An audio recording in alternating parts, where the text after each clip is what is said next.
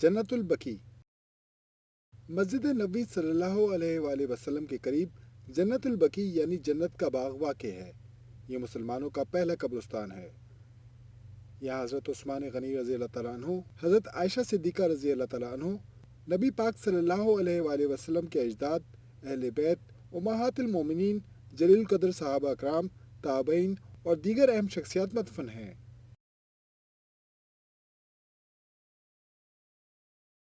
مسجد قباء۔ قباء کے نام سے مدینہ منورہ میں ایک بستی قائم تھی جہاں انصار رہتے تھے۔ نبی پاک صلی اللہ علیہ وآلہ وسلم جب مکہ سے ہجرت کر کے مدینہ پہنچے تو اسی مقام پر انصار نے آپ کا استقبال کیا، اور پھر رسول اللہ صلی اللہ علیہ وآلہ وسلم نے قباء کے مقام پر ہی اسلام کی پہلی مسجد کی بنیاد رکھی۔ سب سے پہلے رسول اللہ صلی اللہ علیہ وآلہ وسلم نے مسجد کی تعمیر کے لیے پتھر رکھا۔ اس کے بعد سیدنا ابوبکر صدیق رضی اللہ تعالیٰ عنہ اور پھر عمر فاروق رضی اللہ تعالیٰ عنہ نے پتھر رکھے۔ قباء محلے میں ہونے کی وجہ سے مسجد کا نام قباء رکھا گیا۔ مسجد قباء مسجد نبوی سے 5 کلومیٹر کے فاصلے پر ہے۔ اس میں ایک کنواں ہے جو ابو ایوب انصاری رضی اللہ تعالیٰ عنہ کے نام سے مشہور ہے۔ سورہ توبہ میں بھی اسی مسجد کا ذکر کیا گیا ہے۔ نبی پاک صلی اللہ علیہ وآلہ وسلم اکثر مسجد قباء کی زیارت کے لیے آتے اور یہاں 2 رکعت نماز پڑھتے۔ نبی پاک صلی اللہ علیہ وآلہ وسلم کا ارشاد ہے کہ جو شخص اپنے گھر سے وضو کر کے مسجد قباء میں 2 رکعت نماز ادا کرے اسے 1 عمرے کا ثواب ملے گا۔ مسجد زرار۔ منافقین نے مسجد قباء کے بالمقابل ایک مسجد تعمیر کی اور نبی پاک صلی اللہ علیہ وآلہ وسلم کو اس مسجد میں نماز پڑھنے کی دعوت دی۔ حضرت جبریل علیہ السلام آئے اور رسول اللہ صلی اللہ علیہ وآلہ وسلم کو اس فریب سے آگاہ کیا، جس پر رسول اللہ صلی اللہ علیہ وآلہ وسلم نے اس جگہ کو ڈھانے کا حکم دیا۔ صحابہ اکرام نے عمارت کو زمین بوس کر دیا۔ قرآن کریم میں منافقین کی مسجد کو مسجد زرار کا نام دیا گیا۔ مسجد قبلتین۔ مدینہ طیبہ کے مغرب میں واقع جامع مسجد قبلتین تحویل قبلہ کے حوالے سے اپنا ایک منفرد مقام رکھتی ہے۔ نبی پاک صلی اللہ علیہ وآلہ وسلم کی دلی تمنا تھی کہ آپ مسجد حرام کی طرف رخ کر کے نماز ادا کریں۔ اللہ تعالیٰ نے اپنے حبیب کی یہ خواہش پوری فرمائی۔ آپ مسجد میں ظہر کی نماز کی امامت کر رہے تھے۔ اللہ تعالیٰ نے جبریل امین کے ذریعے آپ کو اپنا رخ مسجد اقصی سے مسجد حرام کی طرف موڑنے کا حکم دیا۔ آپ صلی اللہ علیہ وآلہ وسلم نے نماز ہی میں اپنا رخ تبدیل کیا۔ تب سے اس مسجد کا نام مسجد قبلتین یعنی 2 قبلوں والی مسجد مشہور ہوا اور آج تک اسی نام سے جانی جاتی ہے۔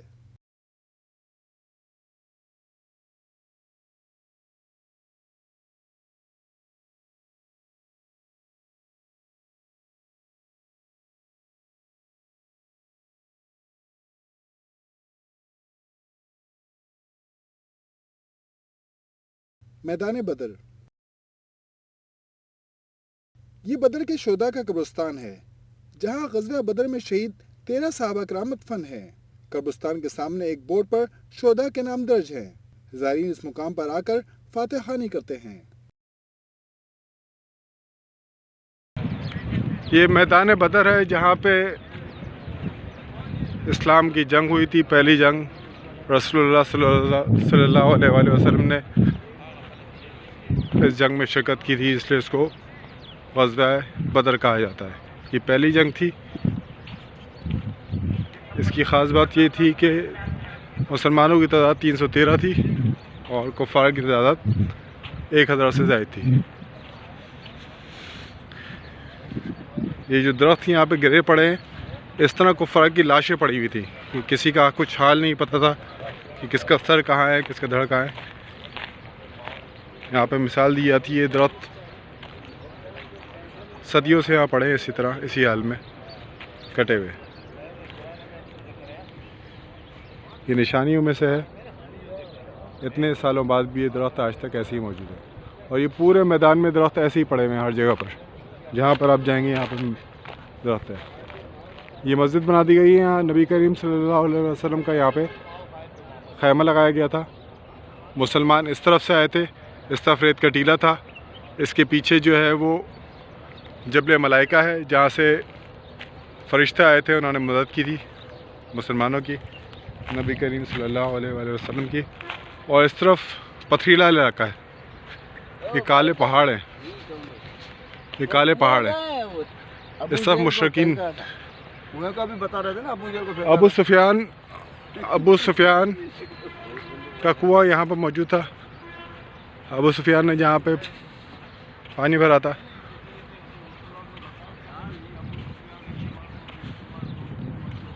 ये दो हिस्से हैं, एक रेतीला हिस्सा है, एक पहाड़ी हिस्सा है।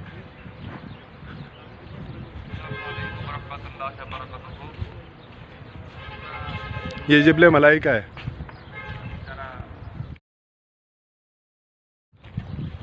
जबल मलाइका है ये।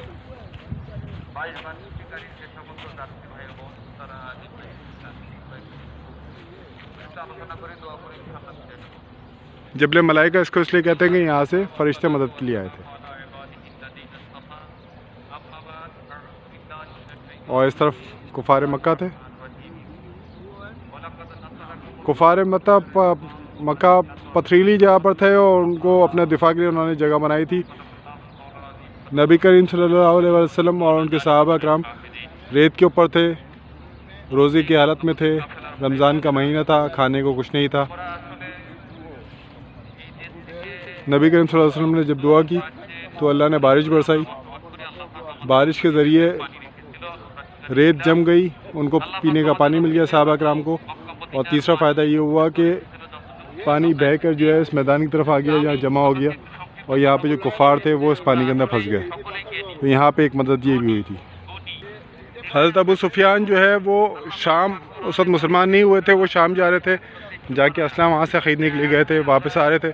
तो रास्ते में नबी करीम सल्लल्लाहु अलैहि वसल्लम ने अपने दो सहाबा को यहाँ भेजा कि वो जाके मालूम करें कि ये काफ़िला किस सिलसिले में गया है। तो वो जब वापस आए तो अबू सुफियान को अंदाज़ा हो गया कि यहाँ से मुसलमान गुजरे और वो हमारी जासूसी कर रहे हैं। उन्होंने एक कासिद को भेजा मक्का जो कासिद पहुँचा उसने वहाँ पे जाके झूठ बोला। उसने जाके बोला कि जी मुसलमानों ने हम पे हमला कर दिया है। तो अबू जहल अपना काफ़िला लेके वहाँ से रवाना हुआ। अबू जहल वहाँ से अपना काफ़िला लेके रवाना हुआ। वो यहाँ पे आया। मक्का से यहाँ तक का फासला, उनके पास घोड़े थे, ऊँट थे। उन्होंने जल्दी तय किया। रसूलुल्लाह सल्लल्लाहु अलैहि वसल्लम और सहाबा कराम पैदल थे। सिर्फ 6 तलवारें थी उनके पास, लकड़ी की टहनियाँ थी, खिजूरों की टहनियाँ। पैदल रवाना हुए थे वहाँ से। तो वो इस मैदान तक पहुँचे तो यहाँ पे घमसान की लड़ाई हुई थी। जंग शुरू होते ही सबसे पहले 2 बच्चे थे, हज़रत माज़ अलैहिस्सलाम और मुईज़ अलैहिस्सलाम। उन्होंने अबू जहल का सर कलम कर दिया था। ये हर जगह पे यहाँ पे जो है वो दरख्त कटे पड़े हुए हैं। ऐसे ये सारे दरख्त यहाँ नज़र आ रहे हैं। ये जबल मलाइका है, यानी फरिश्तों का पहाड़। ग़ज़वा बदर के दौरान अल्लाह रब्बुल इज़्ज़त ने इस पहाड़ से फरिश्तों को भेजा था। रेगिस्तान में रेत के टीले हवा के साथ एक जगह से दूसरी जगह मुंतकिल होते हैं।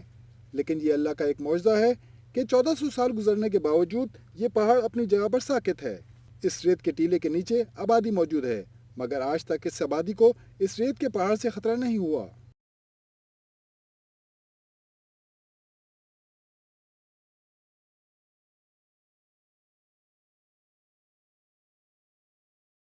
मैदान उहुद। जंग बदर में अबू जहल की हलाकत के बाद नए सरदार अबू सुफियान ने बदला लेने के लिए जंग की तैयारी शुरू कर दी। कुफार ने एक साल में 3000 आदमियों की फौज तैयार कर ली। रसूल पाक सल्लल्लाहु अलैहि वसल्लम को अपने चचा हज़रत अब्बास के ज़रिए कुरैश की जंगी तैयारियों का इल्म हुआ। आप सल्लल्लाहु अलैहि वसल्लम ने मुसलमानों को मशवरे के लिए मस्जिद नबी में बुलाया। हज़रत हमज़ा रज़ी अल्लाह तआला अन्हु ने राय दी कि शहर से निकलकर दुश्मन का मुकाबला किया जाए। कुरैश का लश्कर उहुद के मैदान में पड़ाव डाले हुए था। हुजूर पाक सल्लल्लाहु अलैहि वसल्लम जुमे की नमाज के बाद 1000 मुजाहिदीन के साथ शहर से निकले। शहर से बाहर अब्दुल्ला बिन अबी मुनाफिक अपने 300 सिपाहियों को लेकर इस्लामी लश्कर से अलग हो गया। इस तरह कुफ्फार के 3000 के मुकाबले में मुसलमानों की तादाद 700 रह गई। उहुद के मैदान में हुजूर अकरम सल्लल्लाहु अलैहि वसल्लम ने पहाड़ की पुष्ट पर पहाड़ डाला। नबी पाक ने पहाड़ पर 50 तीर अंदाज हज़रत अब्दुल्ला बिन जुबैर की सरबराही में मुकर्रर किए और उन्हें हुक्म दिया कि जब तक कहा न जाए किसी हाल में अपनी जगह से ना हिलें। जंग में हथियार और तादाद की कमी के बावजूद जज्बा ईमानी से मुसलमान गालिब आ गए। कुफार के कदम उखड़ गए और वो मैदान छोड़कर भागने लगे। मुसलमानों ने इनका पीछा करने के बजाय माल गनीमत जमा करना शुरू कर दिया। جن تیر اندازوں کو پہاڑ پر مقرر کیا گیا تھا وہ بھی مال غنیمت جمع کرنا شروع ہو گئے۔ خالد بن ولید اس وقت مسلمان نہیں ہوئے تھے۔ وہ 100 سواروں کے ساتھ پچھلی جانب سے مسلمانوں پر حملہ آور ہوئے۔ سامنے سے بھی دشمن پلٹ کر آ گیا۔ مسلمانوں کو اچانک آگے اور پیچھے دونوں طرف سے دشمن کا مقابلہ کرنا پڑا۔ اس صورتحال میں مسلمانوں کی ایک بڑی جماعت شہید ہو گئی۔ حضور اکرم صلی اللہ علیہ وآلہ وسلم کا چہرہ انور زخمی ہوا اور 2 دندان مبارک شہید ہو گئے۔ اس جنگ میں 70 مسلمان شہید ہوئے، جن میں حضور صلی اللہ علیہ وآلہ وسلم کے چچا حضرت حمزہ بھی شامل تھے۔ کفار کے 22 افراد مارے گئے۔ جبل احد کو بہت فضیلت حاصل ہے۔ حضور اکرم صلی اللہ علیہ وآلہ وسلم کا ارشاد پاک ہے کہ احد ایک شان والا پہاڑ ہے جو ہم سے محبت کرتا ہے اور ہم اس سے محبت کرتے ہیں۔ غزوہ احد کے 70 شہداء کا قبرستان میدان احد میں موجود ہے۔ اب میدان احد میں مسجد بنا دی گئی ہے۔ مسجد خندق۔ غزوہ احد میں مشرکین نے مسلمانوں کو بہت نقصان پہنچایا، مگر وہ جانتے تھے کہ اسلام تیزی سے پھیل رہا ہے۔ مدینہ کے جو یہودی قبائل اپنی بدعمالیوں کی وجہ سے جلا وطن کر دیے گئے تھے، وہ مشرکین مکہ کے ساتھ مل گئے۔ اس طرح ایک بہت بڑا لشکر تیار ہو گیا اور 2 سال تیاری کے بعد مدینے پہ حملے کے لیے روانہ ہو گئے۔ حضور پاک صلی اللہ علیہ وآلہ وسلم کو علم ہوا تو صحابہ کرام رضی اللہ تعالیٰ عنہ کو مشورے کے لیے بلایا۔ اتنی بڑی تعداد کا مقابلہ کھلے میدان میں کرنا مشکل تھا۔ حضرت سلمان فارسی رضی اللہ تعالیٰ عنہ نے رائے دی کہ ایران میں جنگی حکمت عملی کے مطابق شہر کے گرد خندق کھود کر اندر رہ کر دشمن کا مقابلہ کیا جائے۔ آپ صلی اللہ علیہ وآلہ وسلم نے تجویز سے اتفاق کیا۔ مدینے کے 3 اطراف میں باغات اور محلے تھے جن کی حد بندی دیوار سے کی گئی تھی۔ اس طرح دشمن کا اس طرف سے حملے کا خطرہ نہیں تھا، صرف شمالی حصہ کھلا تھا، اس لیے اس طرف سے نیم دائرہ نما خندق کھودی گئی۔ رسول اللہ صلی اللہ علیہ وآلہ وسلم اور صحابہ کرام رضی اللہ تعالیٰ عنہ نے خندق کھودنے کے لیے کام میں حصہ لیا اور بھوک و پیاس کی شدت برداشت کی۔ دشمن کا لشکر جب مدینے کے قریب پہنچا تو خندق دیکھ کے حیران رہ گیا، کیونکہ اہل عرب کے نزدیک یہ نئی چیز تھی۔ دشمن خندق کے نزدیک آنے کی کوشش کرتا تو تیر اندازی کی جاتی، کوئی خندق تک پہنچتا تو شمشیر سے مار دیا جاتا۔ اللہ تعالیٰ نے مسلمانوں کو فتح عطا کی۔ اس جنگ کو جنگ خندق یا جنگ احزاب کہا جاتا ہے۔ مسلمانوں نے اپنی حفاظت کے لیے خندق کھودی تھی، اس لیے اسے غزوہ خندق کہا جاتا ہے۔ کفار کے مختلف گروہ اکٹھے ہو کر مسلمانوں کے خلاف لڑنے کے لیے آئے، اس لیے اسے جنگ احزاب یعنی مختلف گروہوں کی متفقہ لڑائی بھی کہا جاتا ہے۔ مسجد المسترا۔ یہ مسجد المسترا ہے جو احد کے راستے میں ہے۔ یہاں نبی پاک صلی اللہ علیہ وآلہ وسلم نے جنگ احد سے واپسی پر آرام فرمایا اور نماز ادا کی تھی۔ آپ صلی اللہ علیہ وآلہ وسلم جب بھی شہداء احد کی قبور پر تشریف لے جاتے تو اسی مقام پر آرام فرماتے تھے۔ مسجد شیخین۔ یہ مسجد شیخین ہے۔ غزوہ احد کے لیے جاتے ہوئے راستے میں رسول اللہ صلی اللہ علیہ وآلہ وسلم نے رات اس مقام پر گزاری تھی۔ آپ صلی اللہ علیہ وآلہ وسلم نے صحابہ کرام رضی اللہ تعالیٰ عنہ کے ساتھ عصر، مغرب، عشاء اور پھر فجر کی نماز اسی مقام پر ادا کی تھی اور اس کے بعد جبل احد کی جانب روانہ ہو گئے تھے۔ مسجد جمعہ۔ یہ مسجد جمعہ ہے یا نبی پاک صلی اللہ علیہ وآلہ وسلم نے پہلی بار نماز جمعہ پڑھائی تھی۔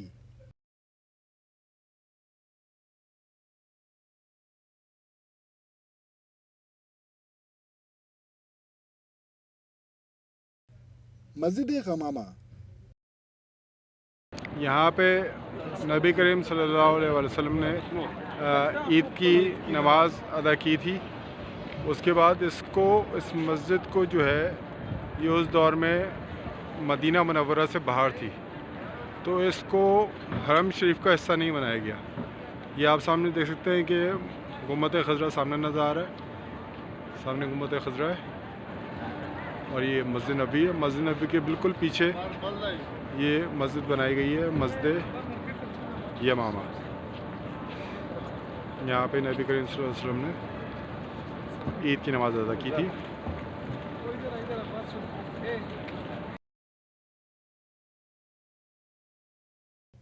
مسجد ابوبکر صدیق رضی اللہ تعالیٰ عنہ۔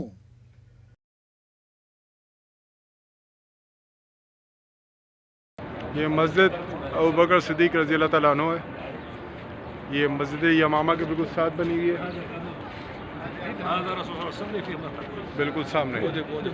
ذي النورين مبنى أكبر.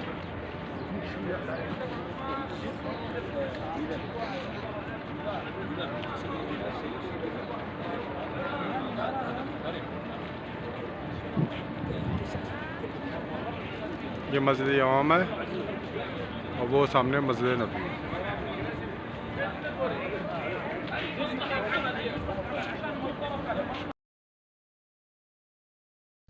مسجد علی رضی اللہ تعالیٰ عنہ. یہ مسجد علی ہے، یہ بھی مسجد ابوبکر صدیق رضی اللہ تعالیٰ عنہ کے بیک سائڈ پہ ہے. مسجد علی یہ بنی ہوئی ہے مدینہ منورہ کے ساتھ، یہاں پہ مسجد نبی کے ساتھ ہی بنی ہوئی ہے مسجد علی رضی اللہ تعالیٰ عنہ. اس کے بالکل پیچھے جو ہے وہ مسجد یمامہ ہے اور مسجد ابوبکر صدیق رضی اللہ تعالیٰ عنہ ہے. مسجد امام بخاری رضی اللہ تعالیٰ عنہ. یہ مسجد امام بخاری رضی اللہ تعالیٰ عنہ ہے. یا امام بخاری رضی اللہ تعالیٰ عنہ طلبہ کو قرآن و حدیث کی تعلیم دیا کرتے تھے.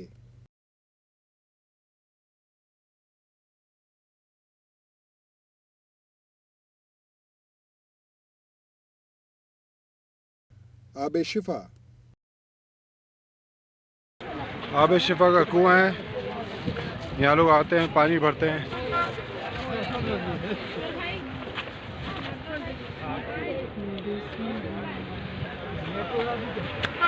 دیکھو بیابان میں ایک کنواں ہے یہ آب شفا کا. اندر تو نماز پڑھے، نفل پڑھے، نفل پڑھے.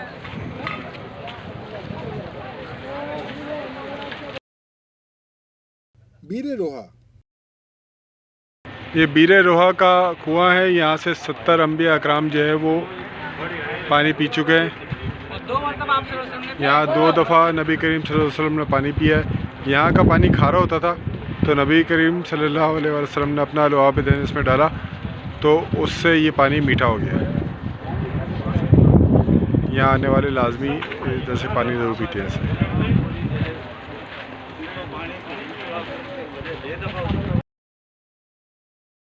حضرت سلمان فارسی کا باغ. مدینہ منورہ میں مسجد قباء کے اطراف ڈھیر سارے گھنے درخت موجود ہیں.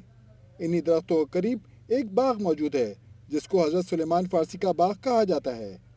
رسول اللہ صلی اللہ علیہ وآلہ وسلم نے حضرت سلمان فارسی کو یہودی کی غلامی سے آزاد کرانے کے لیے اس باغ میں 300 سے زائد کھجور کے درخت لگائے تھے. وہ درخت آج بھی یہاں موجود ہیں.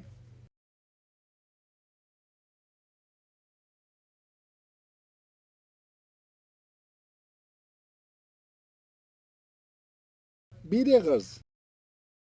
حضرت سلمان فارسی کے باغ کے سامنے بیر غرض موجود ہے. عربی میں بیر کنویں اور غرض کھجور کی کلم کو کہتے ہیں. بیر غرض کو جنت کا کنواں کہا جاتا ہے. یہ وہ مقدس کنواں ہے جس کا پانی آپ صلی اللہ علیہ وآلہ وسلم بہت پسند فرماتے تھے. آپ صلی اللہ علیہ وآلہ وسلم اکثر اس کنویں کا پانی منگواتے اور نوش فرماتے تھے. نبی پاک صلی اللہ علیہ وآلہ وسلم نے اس کنویں میں شہد اور اپنا لعاب مبارک بھی ڈالا تھا. آپ صلی اللہ علیہ وآلہ وسلم اس کنویں کے پانی سے غسل کیا کرتے تھے. نبی پاک نے وصیت کی تھی کہ جب میرا وصال ہو جائے تو مجھے بیر غرض کے پانی سے غسل دیا جائے. نبی پاک صلی اللہ علیہ وآلہ وسلم کے وصال کے بعد آپ کے غسل کے لیے اس کنویں سے 7 مشکیزیں لے جائے گئے تھے. نبی پاک کے وصال کے بعد یہ کنواں خشک ہو گیا. اب اس کنویں کے گرد دیوار بنا دی گئی ہے.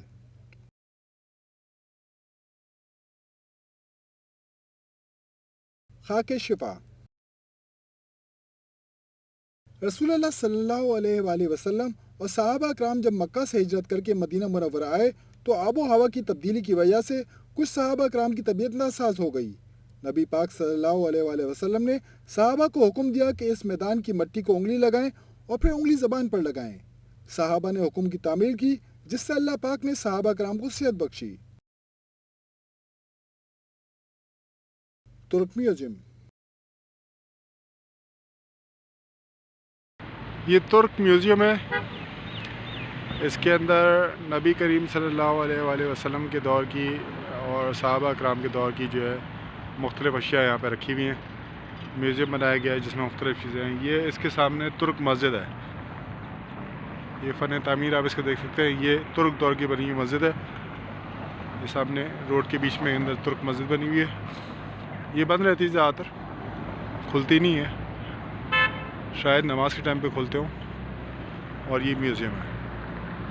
یہ بھی پرانی عمارت ہے, کالے پتھر ہیں جس کے ذریعے بنائی گئی ہے. اندر چلتے ہیں, اندر جا کے دیکھتے ہیں نوادرات کیا ہیں یہاں پہ. یہ بورڈ لگا ہوا ہے. یہ ریلوے اسٹیشن اور میوزیم ساتھ ہے. Heritage commission Hijaz railway station visitor centre. یہ سلطان عبدالحمید نے ریلوے ٹریک بنوایا تھا ترکی سے لے کے مدینہ منورہ تک. اس کی ایک پوری تاریخ ہے, وہ آگے ریلوے اسٹیشن جا کے وہاں پہ میں آپ کو بتاؤں گا. یہ کمان ہے پرانے دور کا, اور نیچے چراغ رکھے ہوئے ہیں.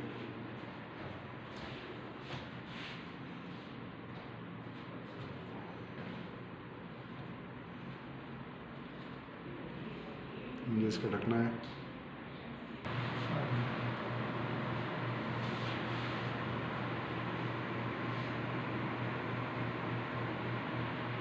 یہ ترک دور کا قرآن مجید ہے. یہ اس کی فوٹو کاپی ہے. اصل کاپی جو ہے وہ موجود ہے ترکی کے اندر, استنبول کے اندر, اور یہاں پہ اس کی کاپی رکھی ہوئی ہے. یہ وہ سکے ہیں جو اس دور میں استعمال ہوتے تھے. سکے کی انہوں نے کاپی بھی دی ہوئی ہے, سکہ کیسا تھا.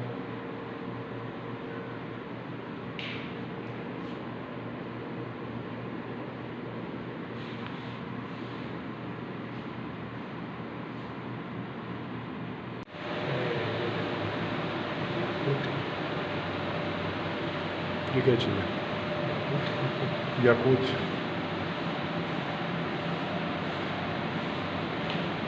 مختلف نوادرات ہیں, یہ قیمتی پتھر ہیں.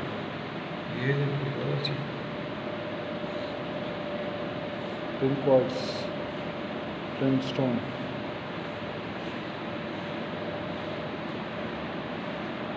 راک کوفر سٹون.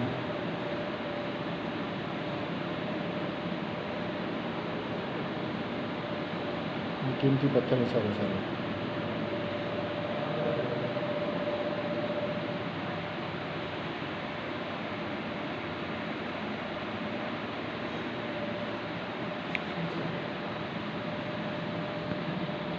مدینہ کا گلاب کے پھول کی پتیاں, یہ مختلف جڑی بوٹیاں ہیں.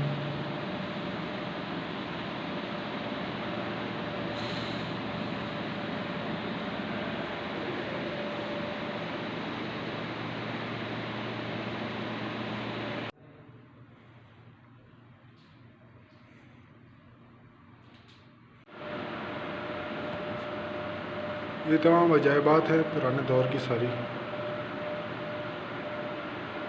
مختلف برتن ہیں.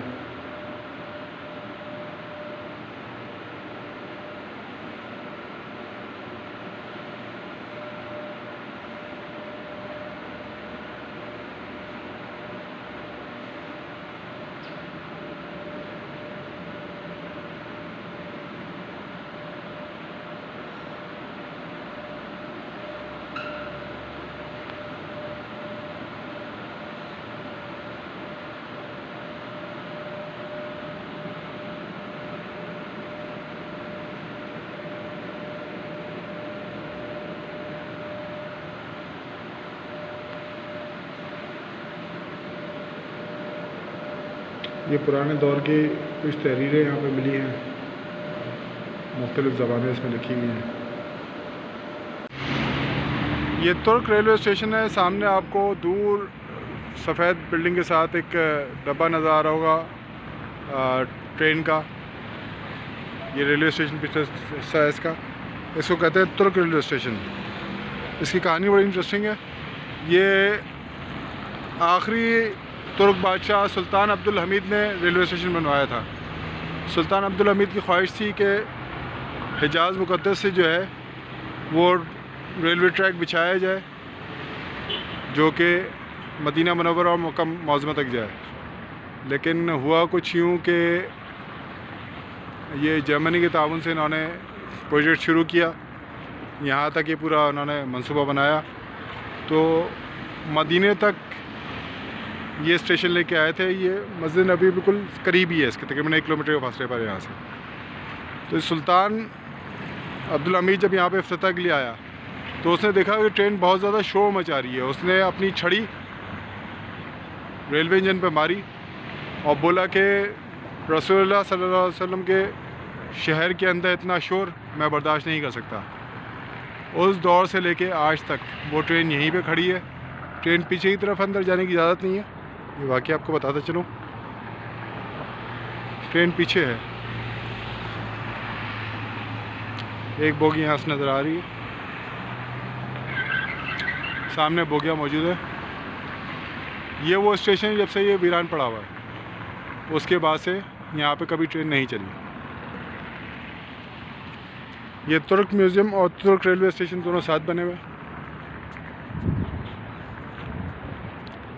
سامنے ترک مسجد ہے، قدیم فن تعمیر اور شاہکار ہے، یہ سارے کالے پتھروں سے بنی ہوئی ہے، اور یہ میوزیم ہے، اور پیچھے اس کے ریلوے اسٹیشن ہے،